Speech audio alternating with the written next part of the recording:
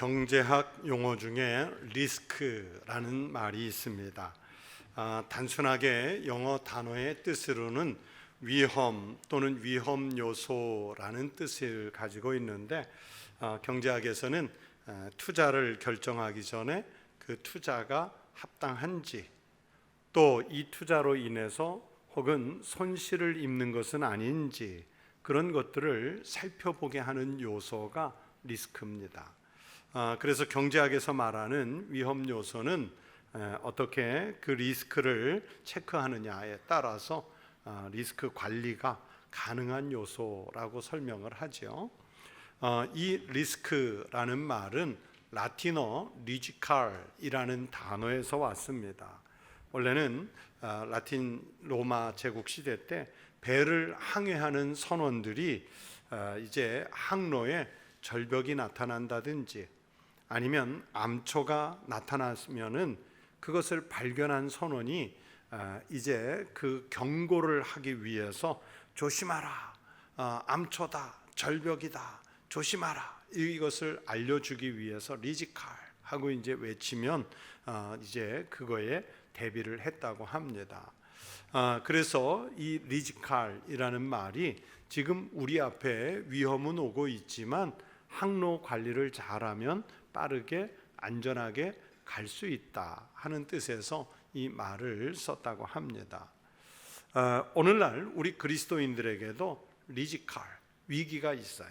그것은 영적인 위기입니다. 그래서 이 리스크가 우리에게 왔고, 그러면서 영적인 위기는 점점 더 커지고 있습니다. 그래서 곳곳에서 조심하라고, 또 깨어 있으라고, 이렇게 있으면 안 된다고 막 경고하는데, 많은 그리스도인들이 영적으로 나는 괜찮다, 다들 원래 이렇게 신앙생활하는 거 아니야? 영적인 위기는 다른 사람들 얘기고 나는 예배 출석 잘하고 있으니까 괜찮아, 이러면서 자기에게 닥쳐오는, 혹은 교회나 시대에 닥쳐오는 그 영적인 위기를 무시하고 살아갑니다. 영적인 위기가 다양한 원인으로 오겠지만, 그러나 제일 드러나는 것은 먼저 예배의 위기입니다. 그리스도인의 삶의 핵심이고 가장 중요한 기반이라고 할 수 있는 예배가 위기를 맞는 때가 되었기 때문에 영적인 위기가 커지고 있습니다. 여러분, 밖에서 목회자들이 335 모이면 제일 많이 하는 걱정 중에 하나가요, 우리 교인들이 코로나 이후 예배에 대한 생각들이 너무 약화되었다 하는 말입니다. 예전에는 뭐 명절이나 아니면 긴 연휴가 생기면 많이 결석을 한다고 했지만, 이제는 우선 코로나 이전에 비해서 출석 인원의 4분의 1 정도가 줄었고요. 그래서 우리 한국교회 평균이 코로나 이전에 비하면 75% 정도가 출석한다고 그래요. 또 연휴나 명절이 아니어도요, 좀 날이 좋거나 아니면 주일과 연계돼서 2, 3일 연휴가 생겨도요, 현재 출석 인원의 10% 정도가 결석을 합니다. 결석을 해요. 그렇다고 그래서 온라인 예배라도 그럼 열심히 챙겨드리자, 오늘 빠지는 날은 온라인 예배라도 드리자, 그러냐면 또 그렇지도 않아요. 그러면서 예배가 많이 느슨해지는 현상에 대해서 저희 목회자들과 양식 있는 성도들이 걱정을 하죠. 여러분, 이것은 교인의 출석하는 숫자의 문제가 아니라 우리 그리스도인들에게 예배에 대한 경각심과 경건성이 약해지는 것을 염려하는 뜻입니다. 예배가 약해지면 그리스도인들의 영적인 힘이 같이 약해집니다. 능력이 없어집니다. 교회가 세상을 이기는 힘도 예배에서 나오는 줄로 믿습니다. 그리스도인들이 세상에서 승리하고 살 수 있는 힘도 예배에서 나오는 줄로 믿습니다. 그래서 우리 그리스도인들은 예배만 잘 드려도 주님의 복을 받을 수 있어요. 가정도 예배를 잘 드리는 가정이 되면 복을 받을 줄로 믿습니다. 왜냐하면 예배가 모든 그리스도인들, 하나님의 백성들의 존재 이유이기 때문입니다. 교회와 그리스도인들이 행하는 모든 사역의 기초가 예배에서 시작되기 때문입니다. 그래서 예배가 그토록 중요합니다. 그렇기 때문에 그리스도인들은 예배에 실패하면 전부를 실패하는 것이고, 성공적인 예배를 드려야 모든 것을 성공하는 신앙의 삶으로 만들 수 있습니다. 그렇게 중요함에도 불구하고 오늘 우리가 드리는 이 예배가 과연 하나님께서 찾으시는 그 예배, 즉 영과 진리로 드리는 예배인가? 우리는 예배 때마다 우리의 예배를 점검해 볼 필요가 있습니다.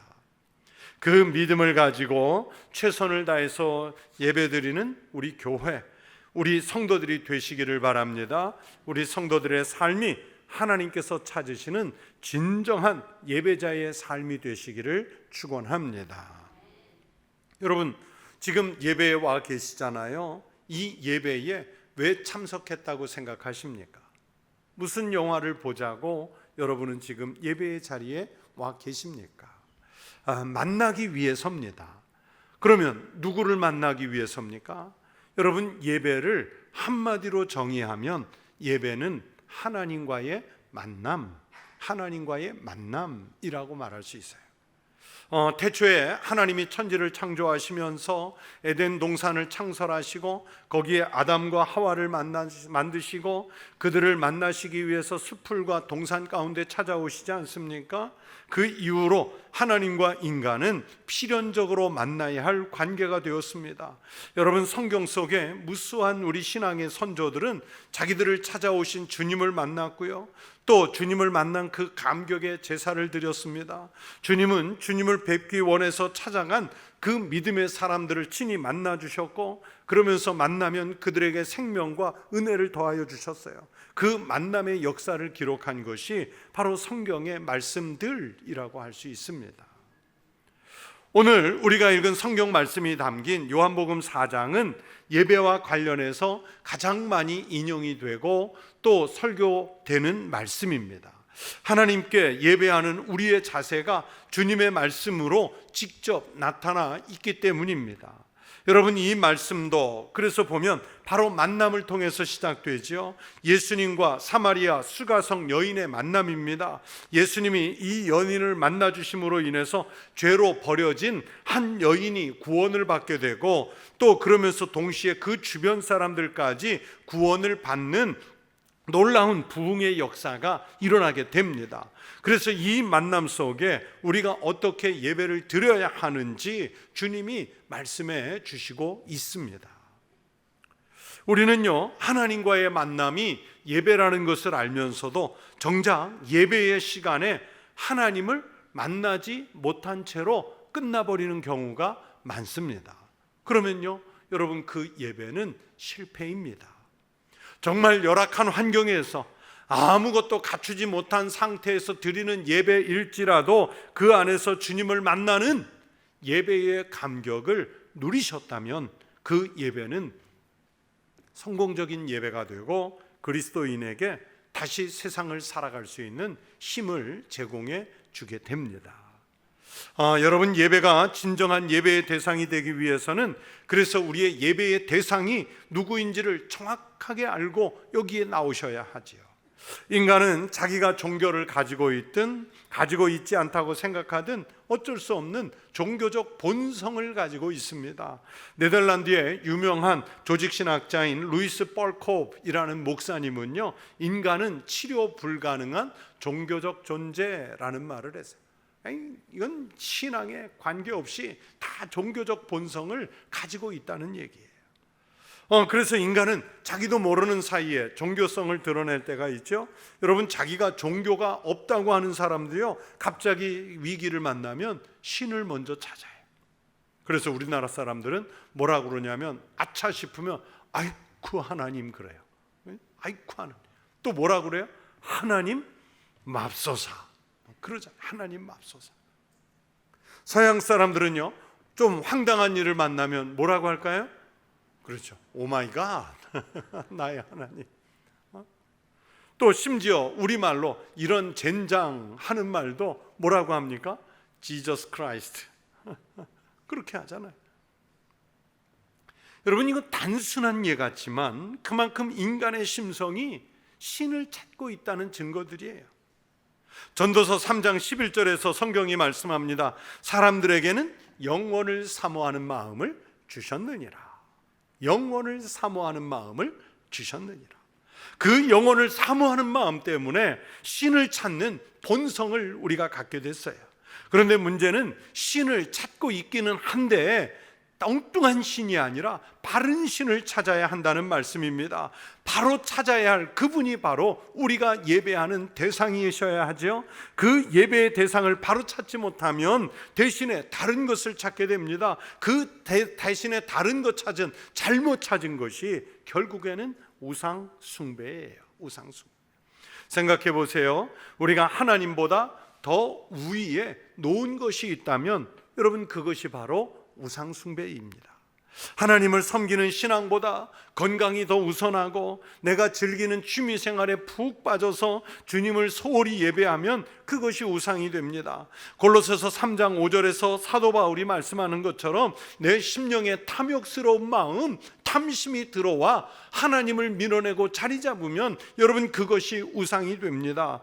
또 하나님께서 이스라엘 백성들에게 주시는 10계명의 첫 번째 계명이 무엇입니까? 너는 나 외에는 다른 신들을 너에게 두지 말라.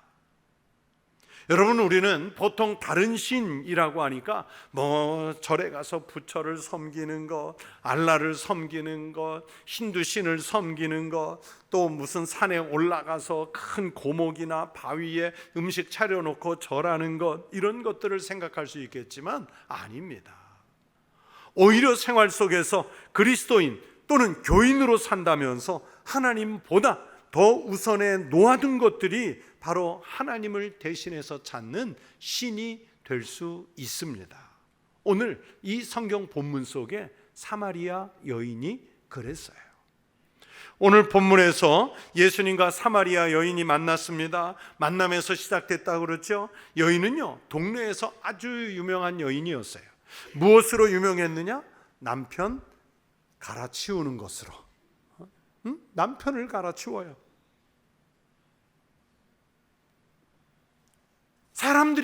동네 사람들이 손가락질하는 여인이었어요.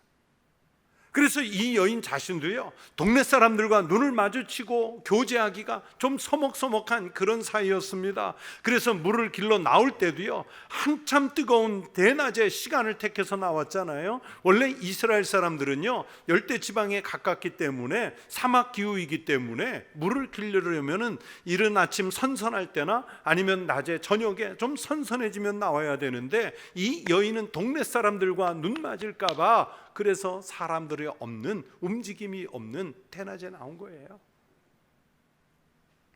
예수님께서 마침 지나가시다가 몸도 피곤하고 목도 마르고 하셔서 야곱의 우물이라는 곳에 앉으셨는데, 때마침 이 사마리아 여인이 물을 길러 나왔습니다. 예수님께서 그 여인에게 물 좀 달라 하셨지요. 여인은 의아했습니다. 그래서 본문 앞에 9절에서 물을 달라는 예수님에 대해서 여인이 이런 반응을 보입니다. 사마리아 여자가 이르되 당신은 유대인으로서 어찌하여 사마리아 여자인 나에게 물을 달라 하나이까 하니 이는 유대인이 사마리아인과 상종하지 아니함이로라.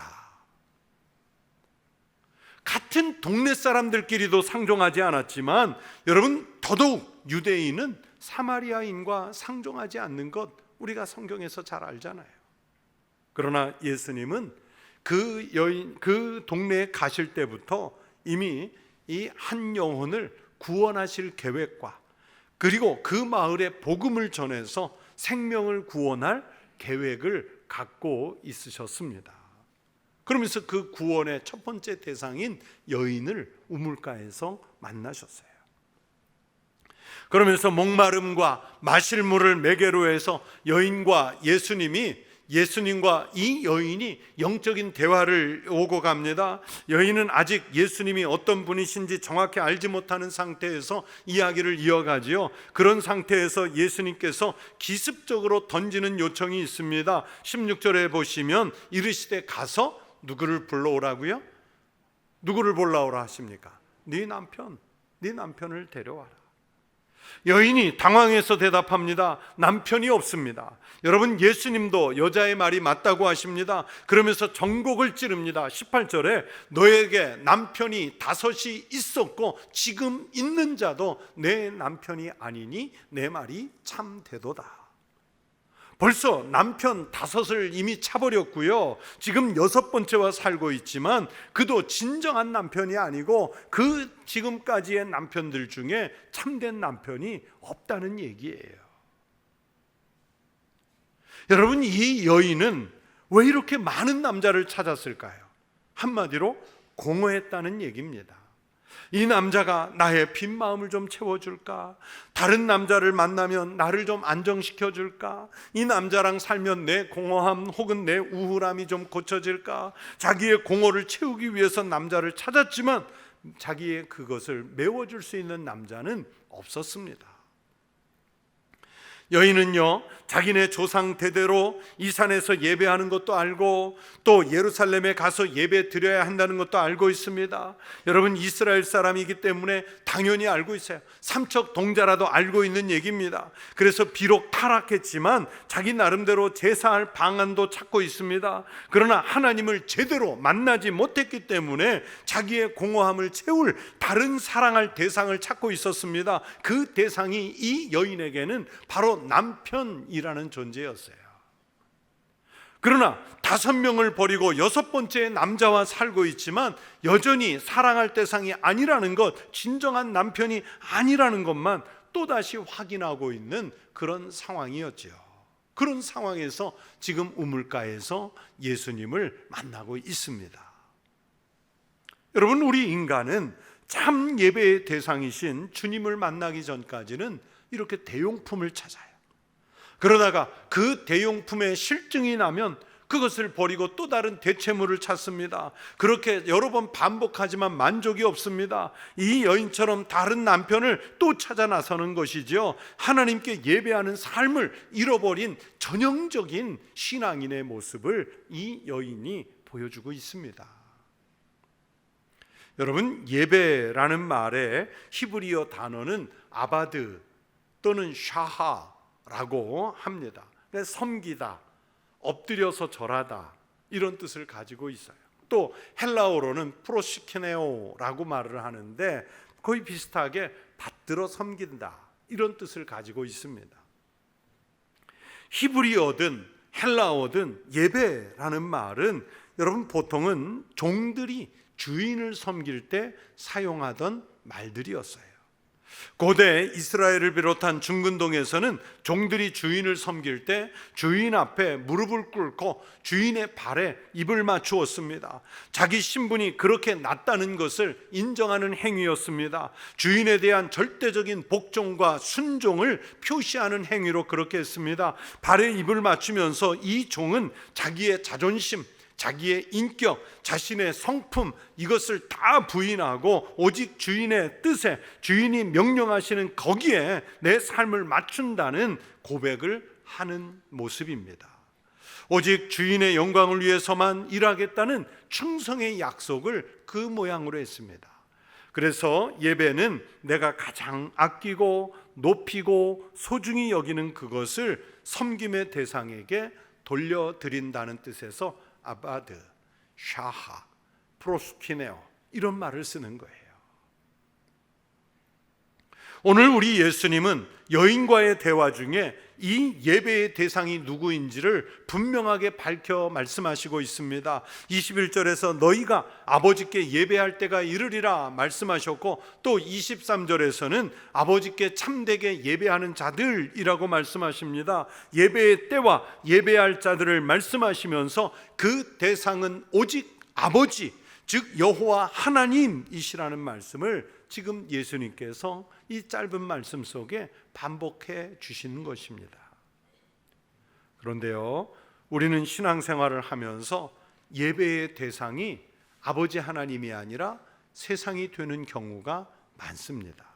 여인이 이스라엘 사람으로서 예배하는 행위를 알고 예배의 장소가 어디여야 하는지도 알고 또 선지자들에 대해서 알 수 있을 만큼 잘 알고 있습니다. 그러나 바른 예배의 대상이 없었기 때문에 공허했고, 자기가 진정으로 사랑할 대상이 남자 혹은 남편이라고 생각해서 정말 마음을 두고 살아갈 남편을 하나님 대신 찾고 있었습니다. 오늘 우리가 교인이라는 이름을 갖고 하나님 앞에 예배 드린다고 하잖아요. 여러분 지금 예배의 자리에 나와 계시지 않습니까?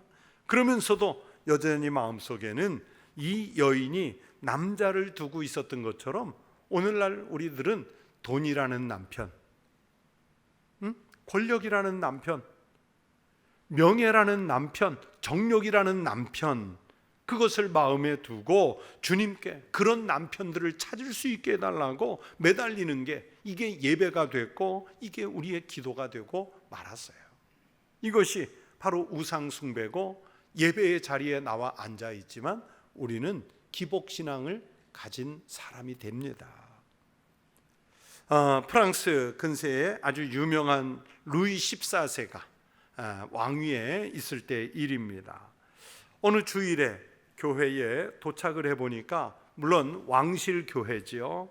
그러니까 왕과 귀족들이 오는 예배당인데, 교회에는 왕궁의 목회자인 푸넬론 대주교만 있고 교인들이 없는 거예요.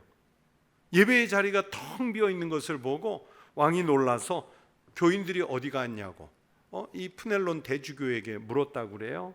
그러자 푸넬론 대주교가 말하기를, 폐하, 오늘은 폐하께서 예배에 오시지 않을 것이라고 주중에 교인들에게 알렸습니다.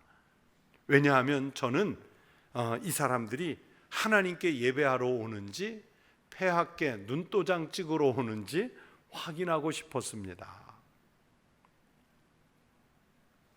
오늘 교인들이 없다는 얘기는 무슨 얘기예요? 그동안 왕에게 눈도장 찍으려고 왔는데 오늘 왕이 안 오신다니까 나도 빠진 거예요. 여러분, 많은 사람들이 예배당을 들면서 하나님을 만나기 위해서 오는 것이 아니에요.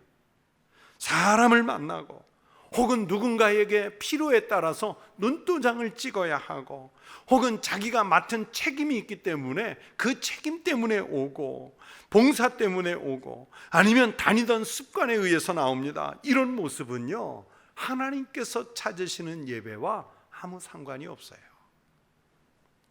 여러분, 우리가 예배한다는 것은 예배의 대상이신 그분이 바로 나의 삶의 중심에 자리를 잡으시도록 내드리는 일입니다. 오늘 예수님은 아버지가 바로 우리의 예배의 대상이 될 것이라고 말씀하셨습니다. 즉 아버지이신 하나님이 우리 인생의 중심에 자리 잡은 채로 드리는 예배여야 하나님께서 그 예배를 받으실 줄로 믿습니다. 오늘 예수님이 분명히 말씀하십니다. 자막이 뜨면 23절 말씀을 함께 읽겠습니다. 아버지께 참되게 예배하는 자들은 영과 진리로 예배할 때가 오나니 곧 이때라. 아버지께서는 자기에게 이렇게 예배하는 자들을 찾으시느니라. 예배하는 사람이 영과 진리로 예배할 때, 즉 참되게 예배드릴 때, 내 인생의 중심에 아버지 하나님을 놓고 예배를 드릴 때 그 사람을 하나님께서 찾으시고 그 사람에게 복을 주신다는 언약의 말씀입니다. 하나님이 아닌 다른 것을 더 소중히 여기고 세상의 것에 하나님보다 더 우선의 가치를 부여하고 그런 것에 머리를 조아리면서 정말 우리의 예배의 대상이신 주님을 진정으로 예배하고 하지 못하고 있다면 그것은 참된 예배라고 할 수 없습니다. 예배는 우리가 교회당에 나와서 일주일에 한 번씩 의식으로만 치르는 장식품이 아니에요. 여기에 와서 무슨 일주일에 한 번씩 부적 구해가지고 나가서 내가 세상에 살 때 이제 이 부적이 나의 액을 막아줄 것이다, 그래서 예배가 필요한 일이 아닙니다. 자기 수양을 위해서 혹은 지적인 욕구를 위해서 종교적 장식품으로 예식에 참여하는 것 바른 예배가 아닙니다. 내가 가진 스트레스를 날리고 속풀이를 위해서 드리는 예배도 바른 예배가 아닙니다. 주님을 만나고 주님을 높이고 주님이 영광을 받으시는 예배가 되도록 전심을 기울이고 전력을 다해서 드려야 합니다. 이사야 선지자를 통해서 하나님이 말씀하셨습니다. 나는 여호와니 이는 내 이름이라. 나는 내 영광을 다른 자에게, 내 찬송을 우상에게 주지 아니하리라.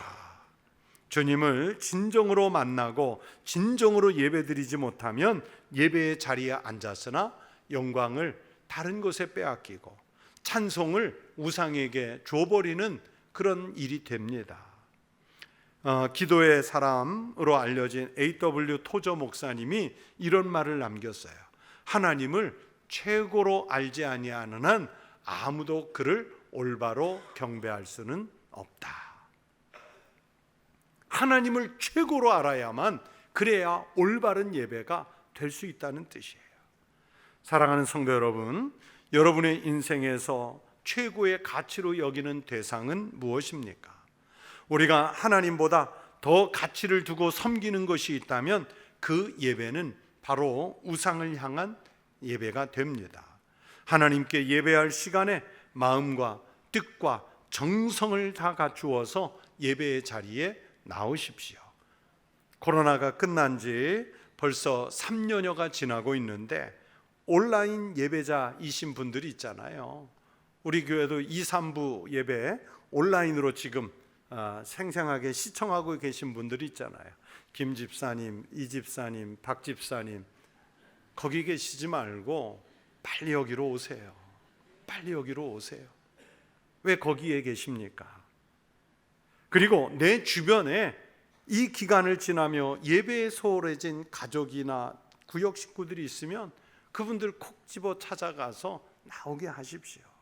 예배를 회복하는 것이 생명을 살리고 또 우리가 하나님의 복을 받는 확실한 길이 될 줄로 믿습니다.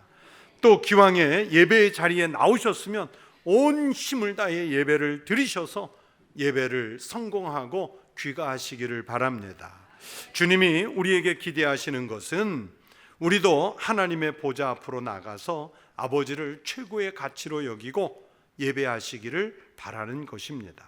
우리 성도들이 교회에 와서 아버지 하나님을 중심에 모시고 영과 진리로 드리는 예배의 감격을 늘 회복하시기를, 그리고 누리시기를 주의 이름으로 축원합니다. 기도하겠습니다.